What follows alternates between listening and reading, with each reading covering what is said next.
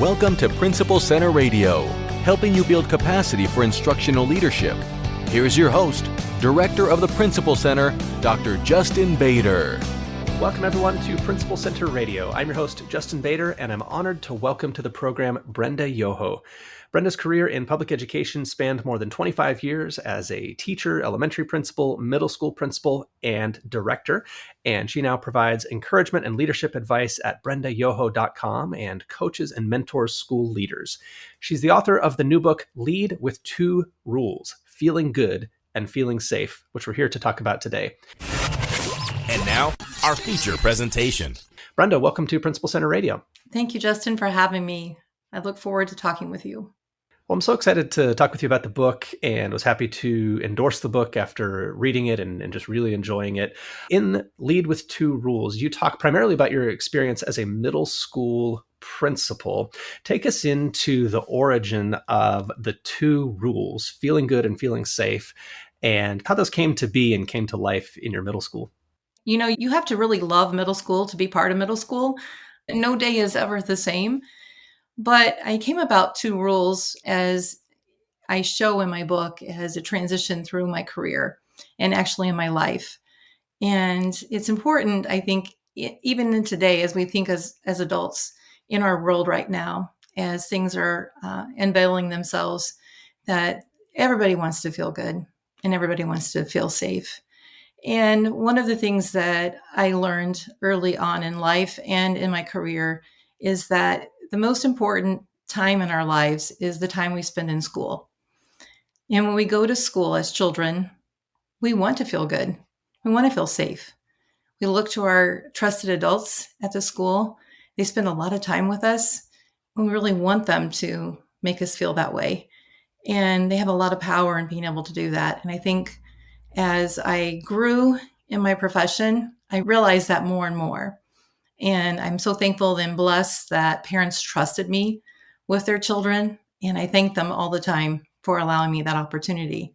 So two rules came about because of my experience as a child. So in third grade, I had a horrific trauma that happened to me.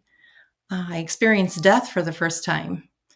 And if you can recall in your life, the very first time you experienced someone dying in your family or someone that was very close to you, it's a horrible feeling.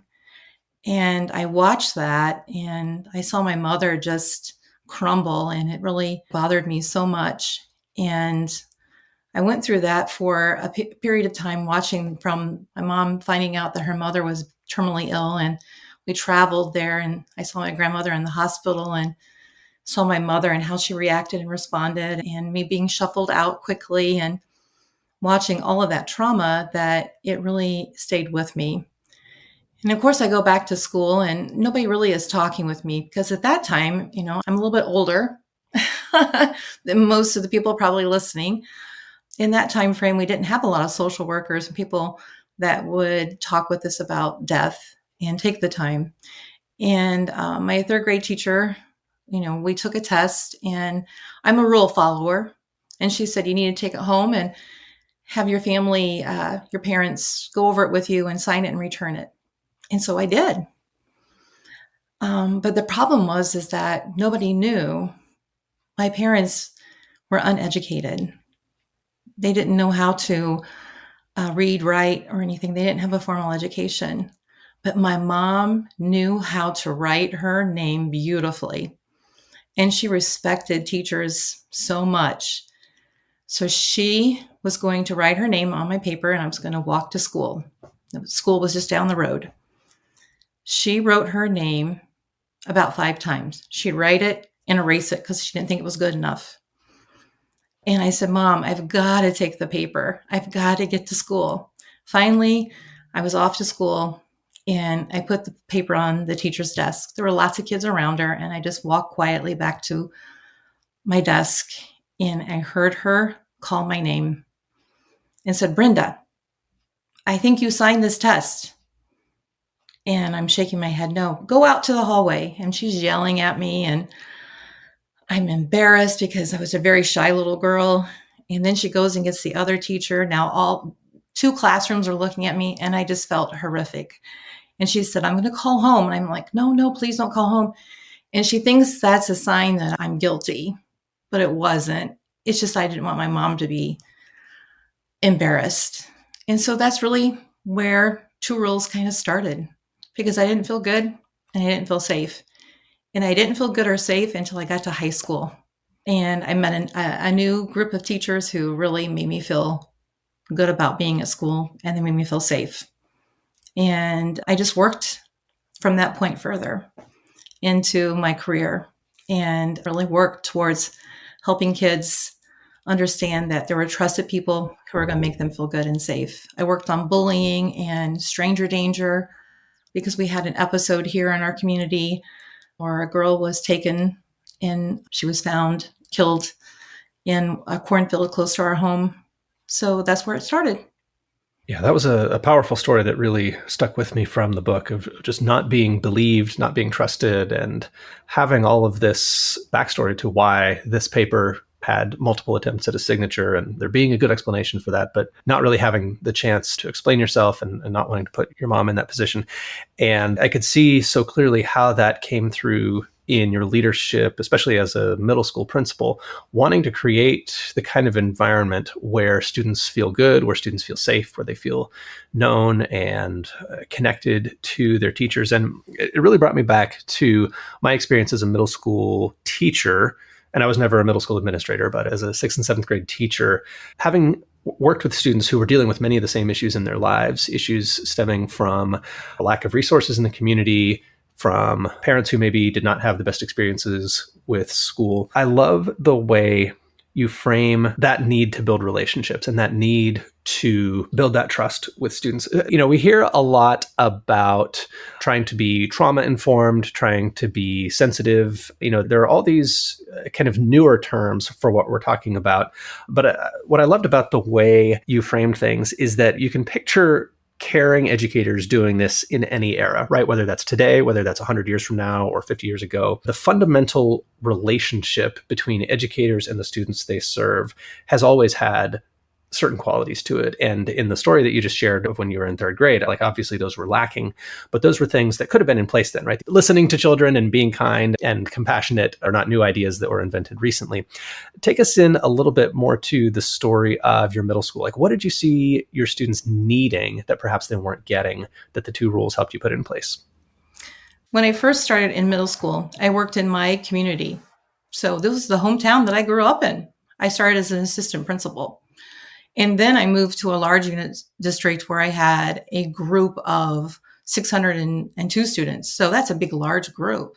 It's very diverse. There were lots of trauma and issues that they were facing. And in fact, they were known as a group that was very negative. Their reputation in the county was that it was the worst school there was. There was always fights and things going on, and that they were just not good people. In fact, when I was transferred to that school, the community thought I had been demoted.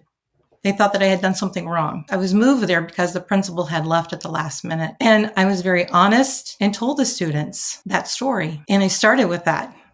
I told the staff to leave when I talked with the students.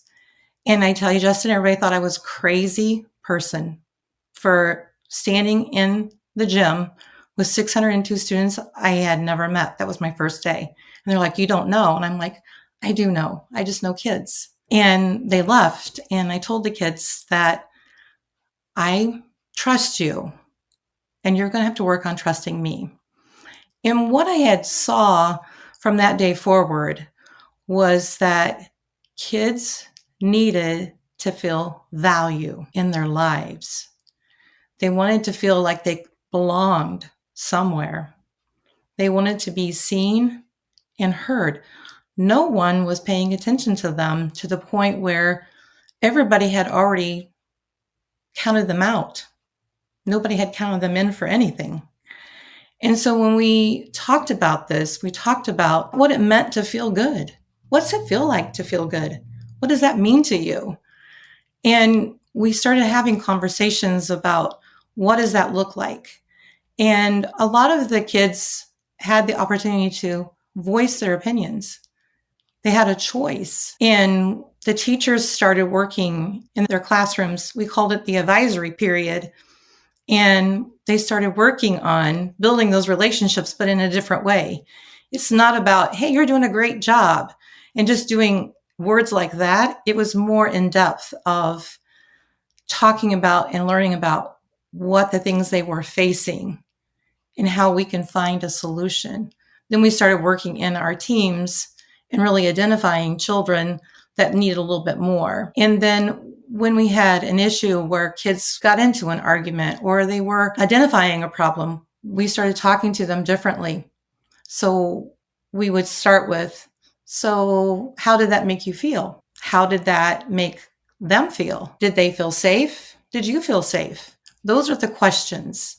The 4 questions that we taught right away for the 2 rules is you have to ask those 4 questions whenever you're faced with a situation. And we can learn that as adults. That's how you begin your problem solving, and really taking into consideration all of those things before you start getting angry. That's how we self-regulate ourselves. And so the kids had some very extreme issues they were dealing with. I started to find kids that were really dealing with some very traumatic things. And some of the things were beyond the scope of what we could do.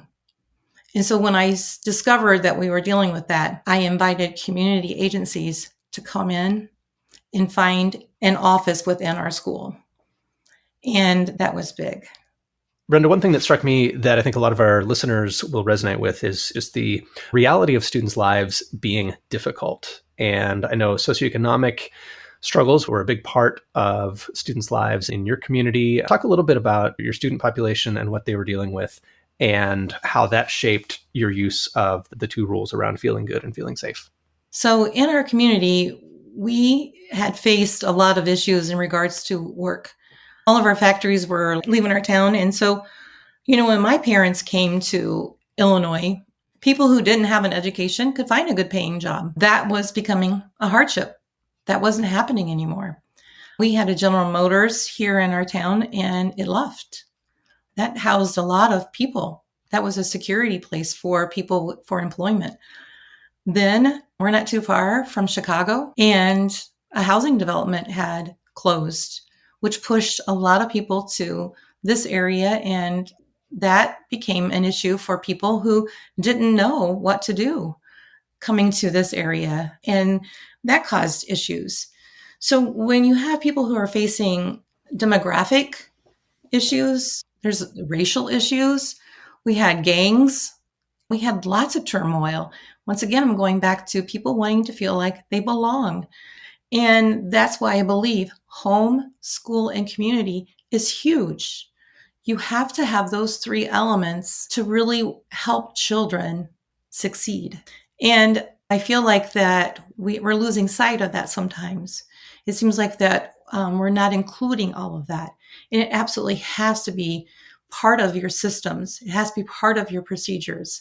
You have to include those entities because it really does take all of us working together. I've said this before, Justin. I don't know how you feel about this, but my belief is society is a reflection of what we've allowed to happen. It's not something that education has done by itself. It's not something that home has done by itself. It's not something that community has done by themselves. It's what we have done together as a group. And we need to take ownership in that together. Policies are put in place for educators to follow. And that is because community members vote for people in office who make the rules and regulations that educators follow. And homes are faced with issues of work, the prices of things. I mean, inflation right now is huge for people. Jobs are huge. And right now, the division in our nation is huge. I believe strongly in the factor of bullying. It's been around when I was a kid.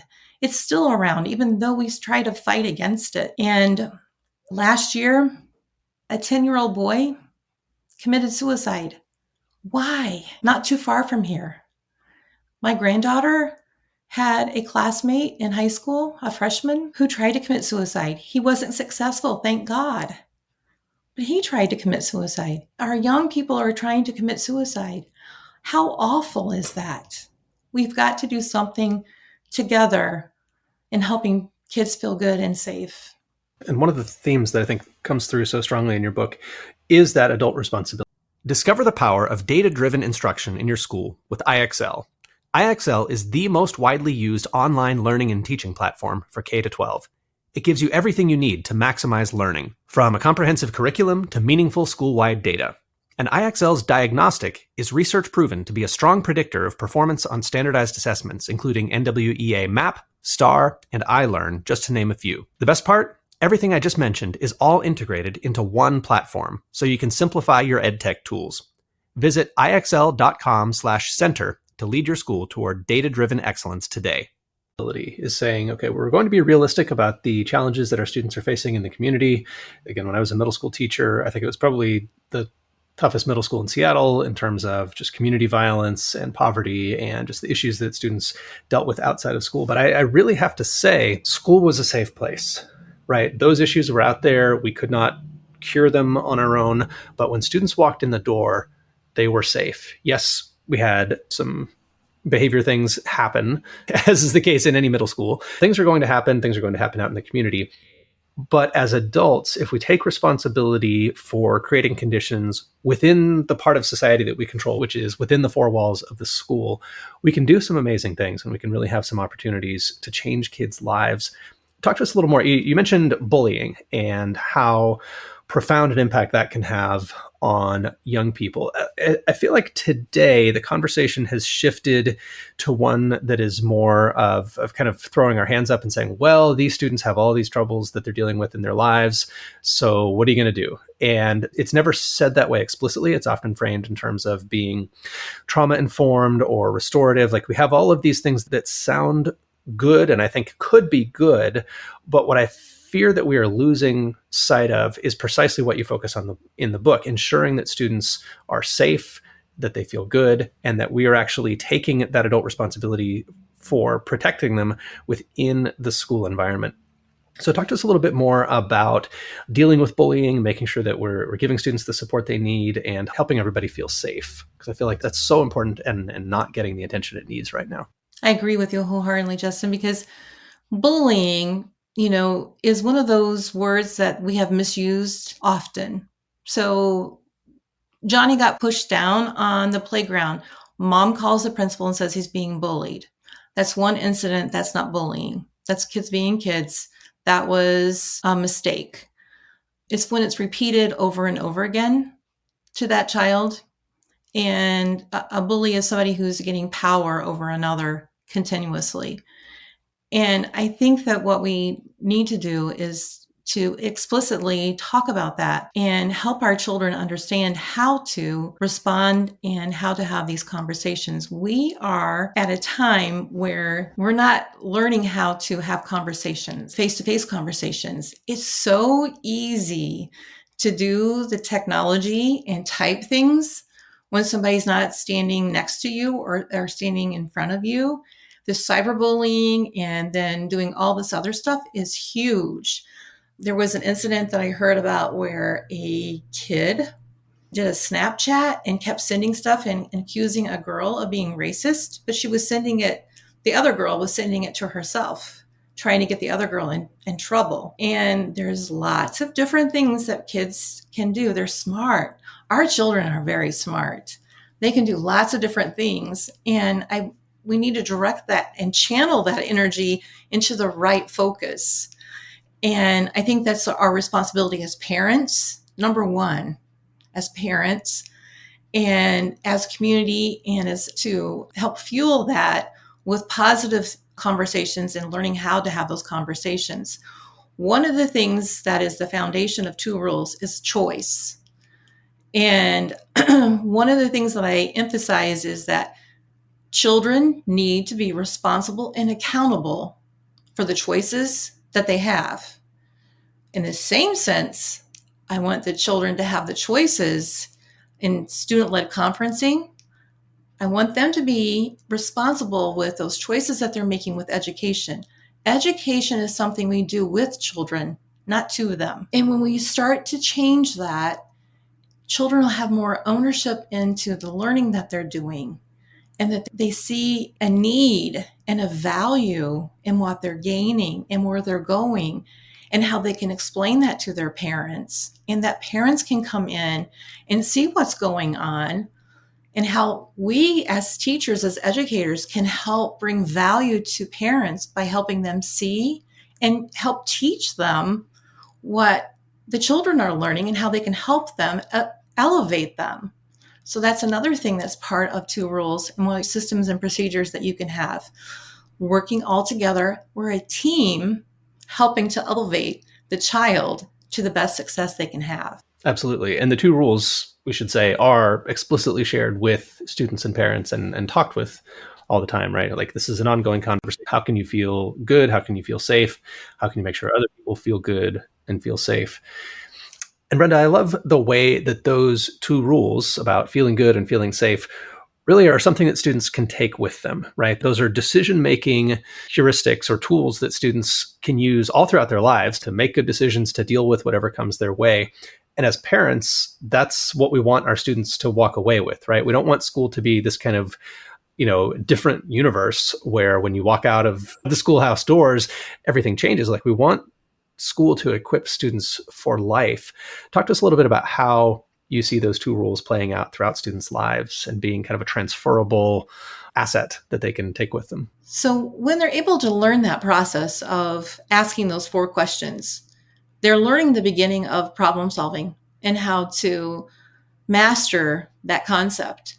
So I don't think that we've ever approached children in that fashion, in a way that we've actually taught what it means to problem solve, and actually what it means to take into consideration not only ourselves, but others. And I think that when they walk away from school having that concept, because the ending of my asking of those 4 questions, I always tell the students, you can always choose to be part of the problem or part of the solution. The choice is always yours to make.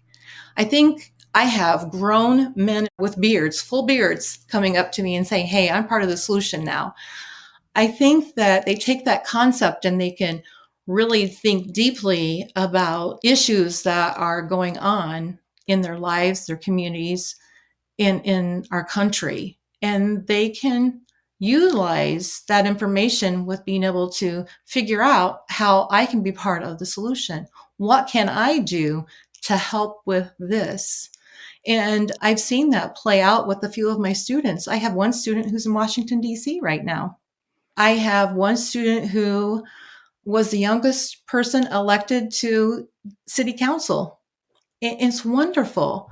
I love seeing those things. Now, I do have some students who aren't successful, and that's sad. So it doesn't always work for everyone, but for the majority, I believe it does. And it carries out into how they raise their children.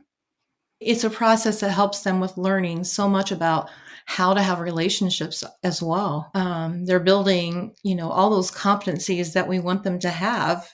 Their decision making, their self-awareness, self-regulation, all of the things that we want them to have as humans beyond what they're learning academically, which I think is huge. Brenda, let's talk, if we could, a little bit about building a partnership with families, because often we look at families where, there's poverty, there's unemployment, there are just various struggles that people are dealing with. And sometimes we don't really understand how we can build a partnership with families if they are struggling. And I remember one of my colleagues when I was a middle school teacher saying, Justin, sometimes I feel like our job is to make the apple fall a little bit further from the tree. And I shook my head when I heard him say that, because, like, on the one hand, he was right in the sense that we do want to provide our students with opportunities that maybe their families don't have.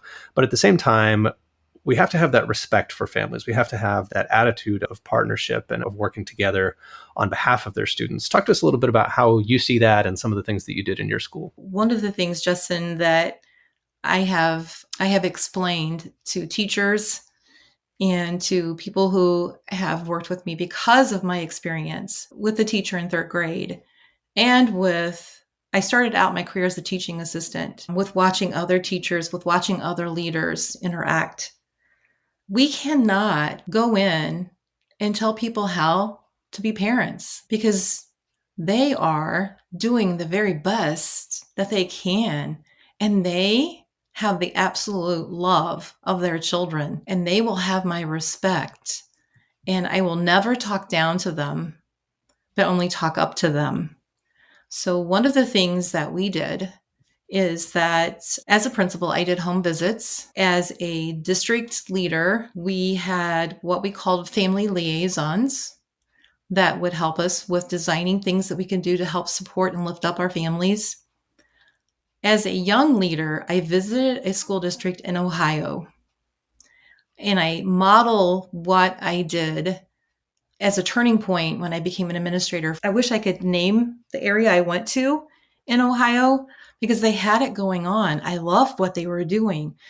Their school was right in the heart of a housing project. They had graffiti all over the place. They had a chain link fence all around their school. It just looked horrible, the outside. But the inside was beautiful with so much going on. And I was greeted by a parent. They had parent volunteers working within the school. And I loved it because I said, Mary, what do you do? And she says, well, I'm the parent volunteer and I work because we get points and we can buy stuff with our points, the stuff that we can't get. Like, we can't get mops and stuff like that to clean our homes, but we can with the points we earn from volunteering. And she says, and I know my families that live around in my neighborhood. So when Fred doesn't come to school, I go down and I ask his mom what's going on. Fred needs to get to school, and I bring Fred to school. I love it. The more that we can do those things and the more that we can bring them into the school system and to help with collaborating with us with making it important to be at school, the better it can be. And one of the things that we did was we had family nights where we taught different lessons, and they can have their kids come with them. And if they had younger kids, we had high school kids that would volunteer and get service credit for being the babysitters.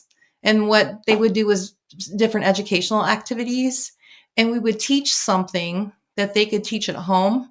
It was like math recipes, how to do the measuring of different things and how much they would need to spend at the store, those types of things. And then when they left with the stuff that they needed to be able to repeat it at home if they didn't have it. And that's the kind of stuff that you do with building home, school, and community, because we had community members that would come in and volunteer and help.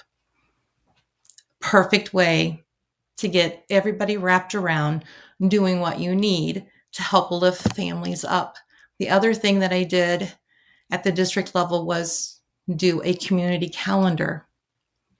So we got all the agencies in, all the businesses in, and what we could offer over the summer so that families had something they could do during the summer to lift kids up and lift the families up. When I was a teacher in 5th grade, I had the opportunity. I was teaching next to teachers that were my teachers. That was so intimidating for me, but so eye-opening for me because I could hear them having discussions about kids. And in my mind, I'm thinking, oh my God, is that what they were saying when I was one of their kids? So it puts you in that kind of a frame of mind. You're like, oh my gosh. But I was a first year teacher and I was killing myself I was grading everything. I mean, everything, which you don't have to do. And I remember this story that one of the teachers told me, and I have never gotten over it. He says to me, Brenda, at the beginning of the year, a UPS delivery guy comes in with boxes, delivers them into your classroom. Those are your students. Now, some of those boxes are perfect. They have no dents, nothing. You don't have to do anything to them. Some of them have some dents on them. They might need a little bit of tape here and there. So you're going to have to work with them a little bit.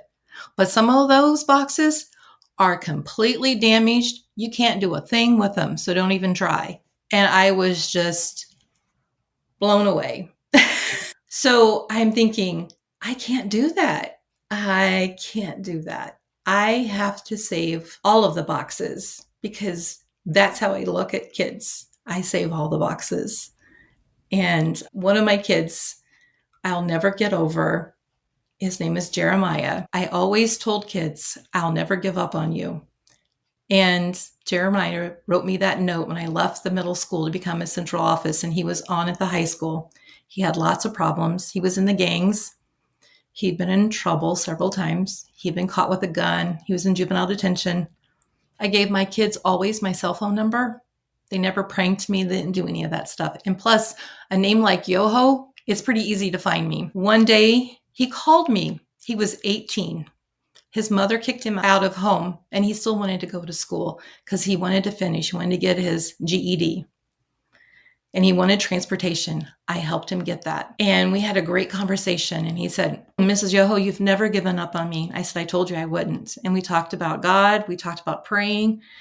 And it wasn't long until he turned 19, and I watched a news program, and he had been shot and killed in a running car, and it upset me. I wish he had called me one more time, but he didn't. So yeah, you lose some, but it's not without trying.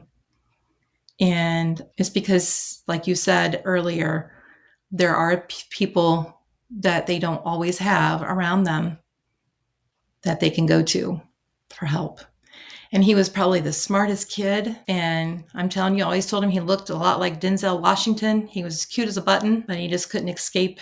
He just couldn't escape. I love the way you talk in the book about making school that place that provides that opportunity, though, that provides that safe learning environment, that provides the relationships with adults who can be mentors, who can show, that we really care about kids, that can connect them with resources. And I know we probably don't have time to get into all of this, but I love some of the examples that you share about how you brought other resources into the school and connected students with community resources, and just such a compelling and, as I said earlier, kind of a timeless story, right? That in any community, in any age, it's my hope that we can approach our students in this way, and that we can create that safety and build those relationships that will give them every opportunity in life. So the book is Lead with 2 Rules, Feeling Good and Feeling Safe. Brenda, if people want to learn more about your work, get in touch with you, find out more about the book, where's the best place for them to go online? BrendaYoho.com is probably the best way. Amazon.com, it'll be available, and also it'll be at Barnes & Nobles and other places, but BrendaYoho.com is probably the best place. Well, Brenda, thank you so much for joining me on Principal Center Radio. It's been a pleasure. Thank you. Thank you, Justin. Thanks for listening to Principal Center Radio. For more great episodes, subscribe on our website at principalcenter.com/radio.